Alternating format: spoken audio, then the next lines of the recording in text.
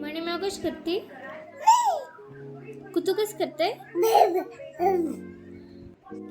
सकाळी उठून अंथरुणावरच रिओची चालू होती मस्ती. त्यानंतर रिओला गाडीतून चक्कर मारायची होती, त्यासाठी तो त्याच्या पप्पांच्या मागे लागला होता. हे रिओचं दररोजचं आहे. चक्कर मारण्यासाठी तो कधी पप्पांना त्यांचे सॉक्स आणून दे, चावी आणून दे, त्यांच्या हाताला धरून ओढत राहा असं करत राहतो. बाहेरून चक्कर मारून आल्यावर रिओने खाल्ले पोहे. हा जरी उपमा दिसत असेल तरी ते पोहेच आहेत. रिओला पोह्यांचा उपमा आवडतो. आणि हे बघा माझा रिओ कसे खतरनाक स्टंट करतो.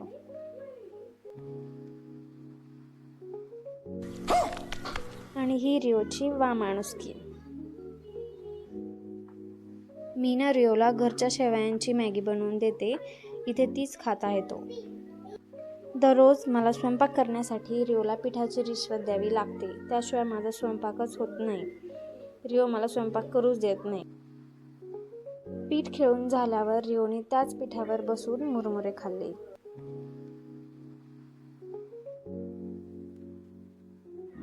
अंथरूण टाकल्यावर लगेच रिओला झोप लागत नाही. तो असे स्टंट करत राहतो खूप वेळ आणि मग नंतर त्याला झोप लागते. आता लागली झोप. Good night. Bye bye. Shri Swami समर्थ.